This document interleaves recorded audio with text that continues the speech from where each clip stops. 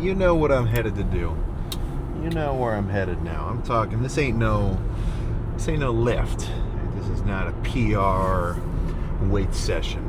This is straight up 30 minutes on a seated bike, which I was about to order one for the gym, but then as soon as I got to the final bit of the checkout process, the site was down. So I guess I got to go back later.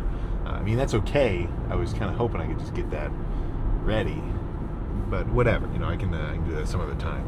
And even then, I wouldn't even say you have to buy one, because there's a million cardio bikes that perform just as well. Like they work fine, that you can just pick up on the side of the street. I'm like, look up cardio machine Craigslist, and then assuming you or one of your buddies has a truck, pretty damn easy. Even a van. I think like throwing a cardio bike in the back of the Camry wouldn't really work. I don't think there'd be enough space. But to actually have one at the gym, I wanted to see if I could get kind of a nicer one. But yeah, that'll be quick. And it's not we'll see. I don't know. Do you think it'd be cool to have a sauna in there as well? Like, not a big one, like just like a little single procedure kind of thing with like a little heater. But then I'm kind of like I'm sweating in the gym, but I'm not like stinking it up in there. I think that fully drenched sauna, I'd need a shower, and then there's no shower in that in the private gym. All there is a little utility sink. So it's like, what am I supposed to do? Put a shower curtain up and like have a bowl and do a kind of a shower like that after getting drenched from the sauna? Maybe. That would not pose much of an issue for me.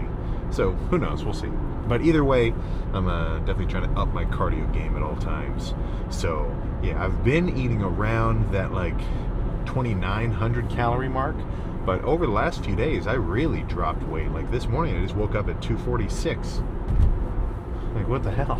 I think I might have been a little bit dehydrated, but still, that is a little too light. I don't need to shave pounds off super fast, right? I want it to be a slow, gradual process.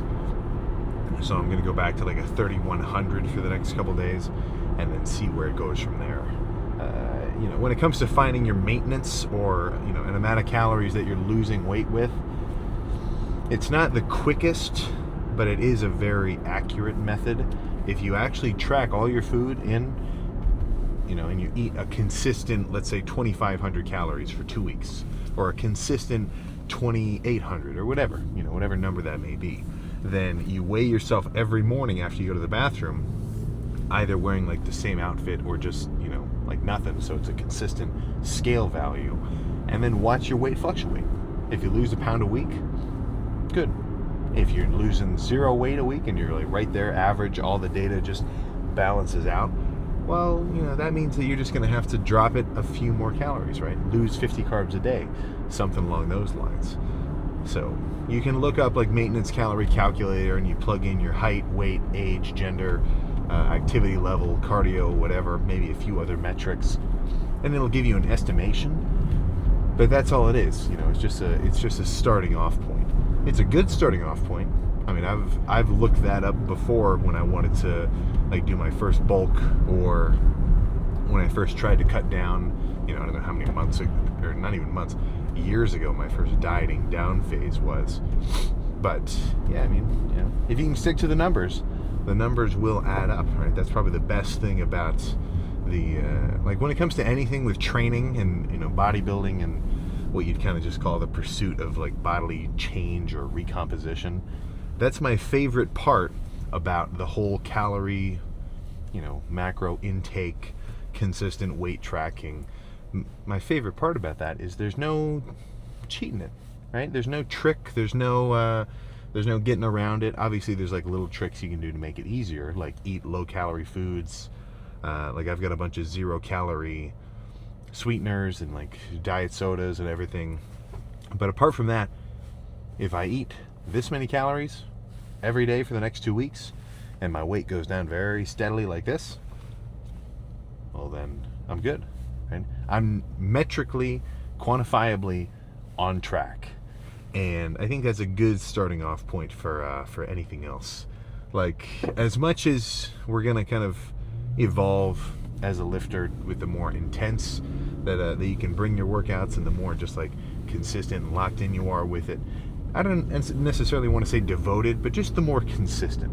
I think consistency is a word that I can really resonate with.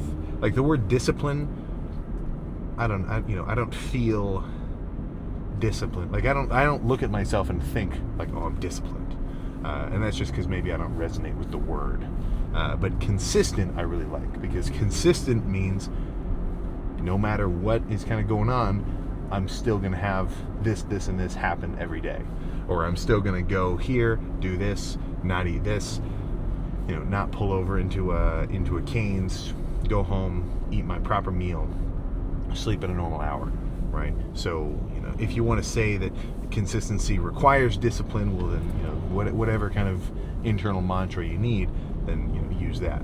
But yeah, I think the most consistent lifters and the ones that consistently make or maintain solid progress, shit, man, they're on it.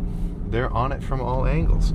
They didn't just clean their room by shoving all the trash and dirty laundry under their bed. Like, they actually put everything where it belongs, folded it up neatly, dusted, right? They did everything necessary, and they are truly doing it. There's a lot of guys where I would describe them as, kind of performatively doing it, right? Where the whole picture actually adds up to, maintenance at best, and then potentially wasting some time and energy at worst. Where it's like, you can take your pre-workout, you can mix it up with an energy drink too, and say you're really going to get after it today. And you show up to the gym, they've got their outfit on, they're looking, they look like a workout kind of guy, like they don't look out of place. But maybe on all their sets they kind of slack a touch. They're definitely not hitting their protein every day. Cardio is totally out of the question. But hey, man, the guy's in the gym like 5 days a week, right? Is that enough? It just depends on what you want, right? So if you want legit gains, your attendance is only going to make up so much of your grade, right? Nobody passes a class purely based on attendance, because all that means is that you showed up and you were there. It doesn't mean you were actively improving. It doesn't mean you were actively learning or like trying to get better at anything. All it means is you showed up. Now, for some, they're still working their way upward, where showing up is the first step. But you grow out of that, right? That can't be the hardest part of your day for that long.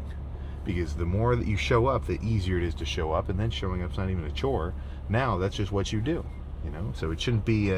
If you do it long enough, it will become less of a challenge in and of itself, and it will demand that you challenge yourself by going even harder than last time. If you kind of feel me there. But yeah, how about we cut to a little something or other after cardio? It should be pretty empty in here, but hopefully the seated bike that I like isn't taken. If it is, I'll just do the regular bike, but I might not like it as much. So I guess I'll just update you on how it goes. There we go. Yeah, cardio complete. Did not take that long. Only a quick 30. And honestly, let me think. How many hours of cardio have I done ever? I know I've been doing it near daily. I'll have days where I end up just like sleeping in or whatever. Like, it happens. But for the most part, near daily for the last 4 years ish. So let's do some math here. Let me bust out the calculator. So let's just be conservative and say 6 days a week. It's definitely more than that, but let's just say that for accuracy's sake, because I don't want to overestimate. I can underestimate the hours. So let's say 6 days a week times 4 years times 52 weeks. So that's 1,250-ish sessions, 1,248 times 0.5, half an hour, 624 hours divided by 24. Oh, that's 26 days. That's almost a whole freaking month straight. Assuming that math actually added up. Yeah, something like that. I don't know, is that actually right? Yeah, something like that. It actually, I mean, I can guarantee it's higher because there was a 2-month or like month and a half-ish phase earlier this year where I was doing 2 hours of cardio a day. That is too much. I think an hour a day, 30 minutes in the morning, 30 minutes post-workout in a dieting phase if you're really trying to dig. I think that's probably the max. And doing any more than that is kind of just overdoing it. Because the whole point of dieting is your intake energy is here, and the amount of energy that you burn every day is up here. So as long as there's a gap between the two, then that means you're going to lose weight, because you have to make up for that gap with, you know, your internal storage. All right, let's say you had a crazy month. Shit, man, your checkings account is at 0, but you've still got bills. So you're going to pull funds from your savings to actually pay for them, right? That's the kind of gist there. So every day that I eat in a deficit, it's like, oh shit, I got to pull from my internal reserves, my body fat, to make up for that gap. And the reverse would be true, where if I'm eating a ton of food, that would be like, you know, having enough to save, right? So now you're gaining size, some body fat, but, you know, also kind of legit muscle underneath. But yeah, you know, 20 holy shit, that's not nothing. And it's certainly not nothing. But I mean, it's not actually that much, right? How many hours a day? You know, look at your screen time. Maybe don't. How many hours a day are you on your phone? Right? 8 hours, 10 hours.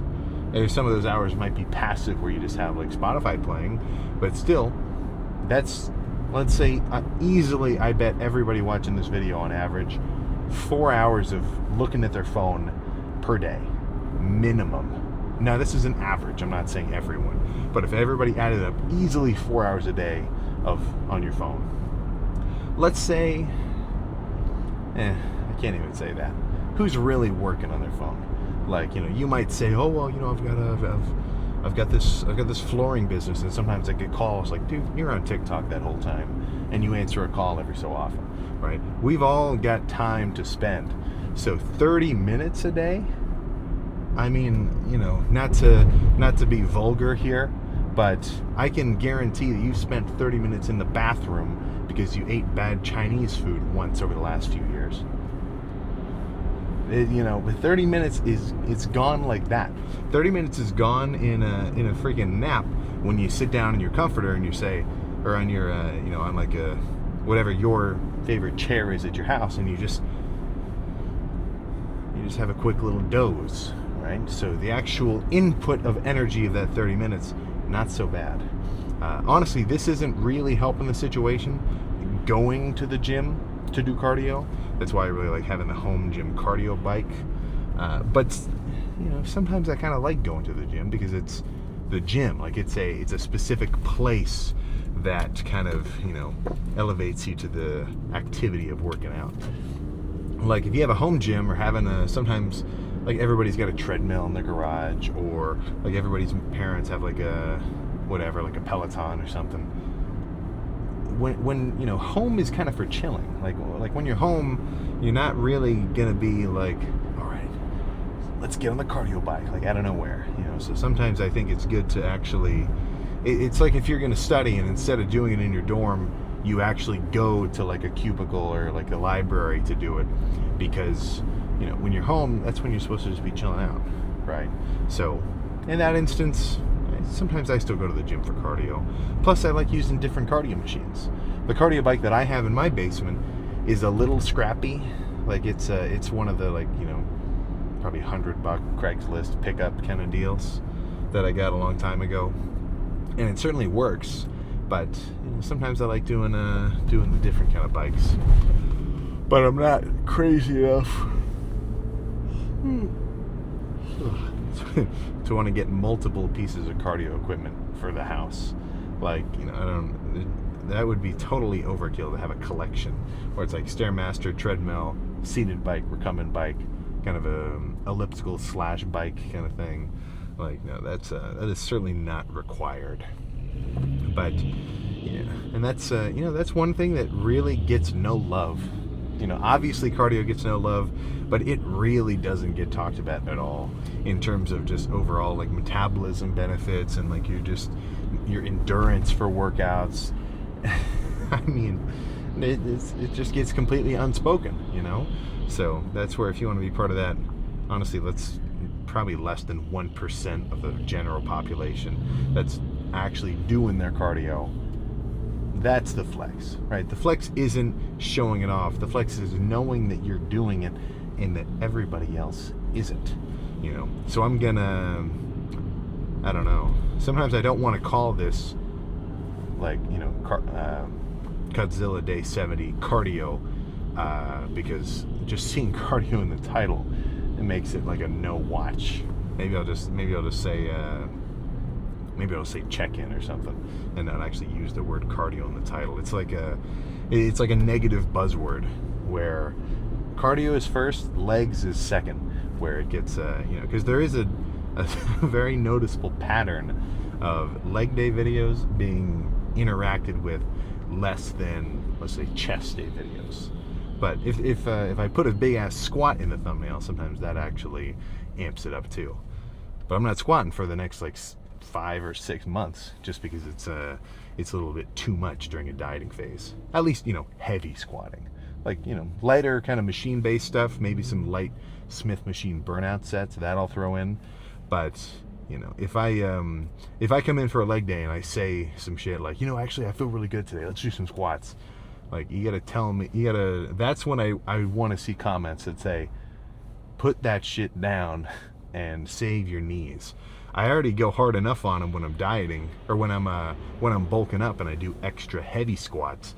That's probably the best thing that I've changed about my dieting, is pulling back from extra hyper heavy, just hyper heavy everything, be it squats, bench, anything else.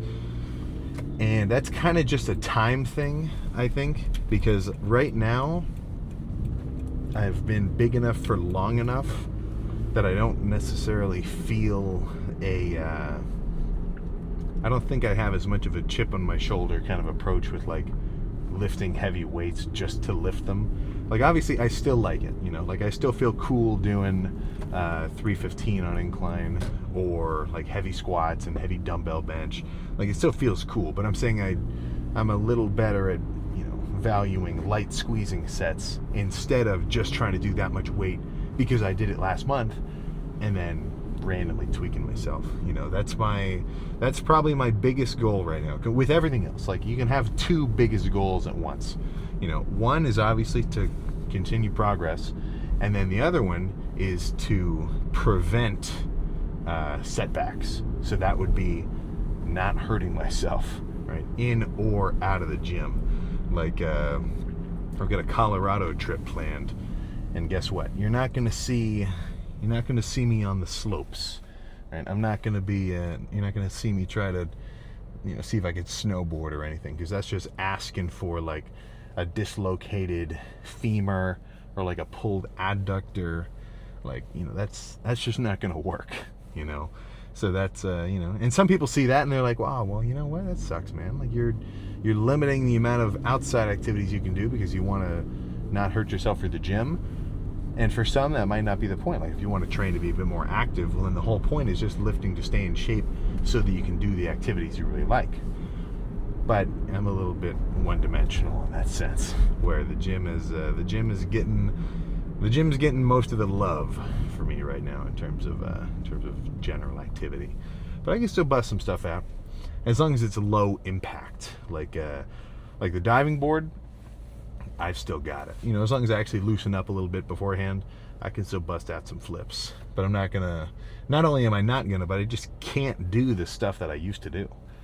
I don't think a lot of people can relate to my exact situation here, because I used to be able to do. I've got a couple videos, and I bet I could still do it if I practiced.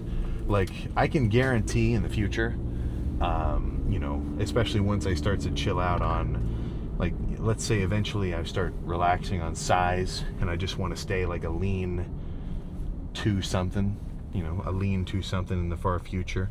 I'm not going to be a 260 pound dude forever. Like, not at all. That's not even the goal. That's I don't think about it like that, because obviously this is what I want to do, but it'll eventually kind of get phased out to, just stay in a good size, not a huge size. But definitely by then I could foresee bringing back some diving skills, just because I did that so much. Well, yeah, what I was going to say was, I don't think there's a lot of people out there who used to be able to do like so I could do a front, so 3 flips and a half.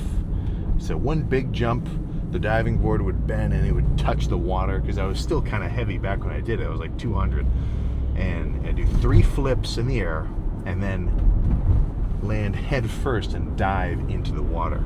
I did that on the low board and on the high board. But now I don't think I can do it.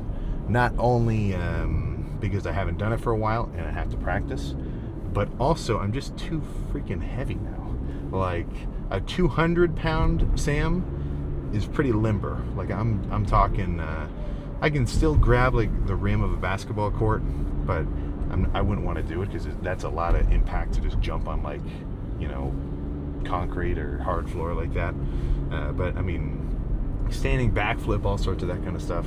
Like, I've still got the memory of how to do it, but physically, it's as if I took my freshman college 200-pound self and then put a 50-pound weight vest on, and then said, okay, try to do all the same things. Just doesn't work, so I still got it, but it's definitely different when you got an extra 50, 60 pounds on you. But yeah, that's one thing that I really do not regret, was that I did my high school sport going into freshman year college sport whilst lifting like really hard at the same time. I've had a couple of my friends who have cousins who will end up kind of asking them to ask me a question of like, all right, should I quit football? Like, this guy's, just probably a junior in high school now. And he's like, should I quit football and just focus on lifting full time? And to that, it could be an individual thing. Like, let's say you've been wrestling in high school or something, and you really don't like it. You don't have any plans of doing it in college. You really, like, objectively, you don't want to do it. And you don't really want to enjoy the process of doing it. Well, that could be a different situation. But if you're kind of like, I'm pretty good, I like doing this, I like the team, definitely do not quit just so that you can focus on working out, because you can work out forever. And this is kind of the opposite of what I normally say, because I'm always like, you spend extra time in the gym. But, for the 15 to, actually not, yeah, probably 15 to like 18-year-old kind of demographic. Let's say you're really just high school dudes. If you know somebody where they're kind of having this thought process of like, all right, shit, man, like, what's the lacrosse high school season? Is that springtime? I'm sure there's people right now where they're going through their mind. They're like, I don't know if I want to do that next season. I think I want to just focus on the gym. I think put more thought into it than you might think you need to, because you can always work out and you can always lift. You can't always, you only get 4 years, man. That's it. That's your high school experience. Not that it's so important that you have to, like, never graduate high school and be like a super senior kind of guy, like reliving his high school days. But that really is it, So if it's kind of a time constraint, and if you can balance the 2 things at once, well, then why not? It wasn't super hard for me to balance the diving and the gym at the same time, because there's not a lot of, like, I didn't have to do lifts for diving. Like, we didn't do workouts like that. Like, we did ab workouts and like crunches and stuff and stretching, but it's not a strength sport. So I didn't actually have to balance like their lift with my lift. I could just work out on my own and then do that, because it's a little more of like a skill-based kind of practice. But yeah, if you're kind of on the edge, somebody like that where maybe you're already a pretty advanced student, you got a younger brother, and he's asking you the same kind of thing, like, I don't know, man, should I just, I just freaking hate football, man. These 2-a-days, I don't want to do that. I just want to focus on working out. I'd say if you can thug out doing both, you're gonna have a more fun time, right? Because it's not a negligible aspect of going from, even high school to college is pretty abrupt, but college to just the world, I'd say probably the best thing about what I'd kind of call like the high school progression of things is it's crazy social, right? Like, you've actually got dudes who you run into every day. You're all going to the same place. You all get to pretty much hang out. And if you got a sport, well, then that's the same thing, And then, well, now you're in college, right? It's a little bit more, actually not a little, it's a lot more independent. So, it puts you in a position to develop a little bit more as like a person in the world, because now you're kind of in a bit more control of your own life. But, it's not so structured. You decide if you get to kind of, have a little bit better of a social life. And then after that, shit, man, people move, right? I've got a lot of my high school buddies who I was like super tight with. Well, now they're in like Tennessee. Everybody has gone to wherever they're going, and there's nothing like having that kind of group every week on the regular. So just try to take advantage of that while you can. So that's one of the best, not the best, but a pretty solid aspect of the gym in terms of just, not necessarily fun, but just overall, enjoyment, and kind of a little bit towards overall kind of fulfillment of your days, because you get to go to the same place and see the same people who you always see in there at the same time. You're all doing the same thing. It's a little bit of a kind of camaraderie, because you're going to spot him and you're going to ask to work in with him, and then you're just having a little bit of chit chat and stuff. Like, it's nice. There's not a lot of places where that's the case, and depending on your gym, you might be in a better situation or worse. I think it depends on the gym. It really does. I can't say specifically like a Planet Fitness doesn't have a good culture or anything, but a lot of the gyms that I go to, if you and it just happens to be around my town, if you go enough, you run into these guys. Right? You run into the regulars. You get to chat with them. You get to say, haven't seen you for 2 months. Where have you been going? Oh, I've been going here. It's like that's a part of the gym that I think doesn't get as much value as it deserves. And it's kind of like it's like that last episode of The Office quote where it's Andy, and he's saying that quote where he's like, I wish I knew I was in the good old days. Because you don't know how good things are until it changes, and you look back and think, man, that was nice, right? So I definitely try to enjoy the what would you call it? Well, yeah, I guess you just say the good times like that, because it's quick. It's not like I'm a seasoned 40-year-old dude where I've lived like a whole life, but I can look back and think there's been a lot of different phases and groups where, for a couple years, shit was really cool, and then stuff changes, right? So you got to be able to adapt to those changes, but still enjoy that that they happened. So what's the one quote?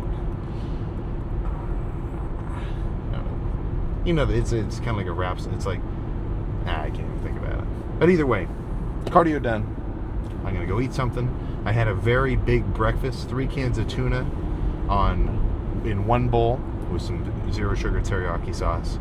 Eaten, all at once because it doesn't mix well with the other. And then the other was just a few packs of instant oats. So yeah, not exactly the classic combo that we normally eat, but solid carbs, solid protein. That's a solid meal. So yeah, nothing else to say. So I'm gonna go home, eat something, and then I've got hamstrings for tomorrow. So no more 9 o'clock uploads. I'm talking 3 o'clock Eastern Standard Time ish going forward. So I'll see you tomorrow.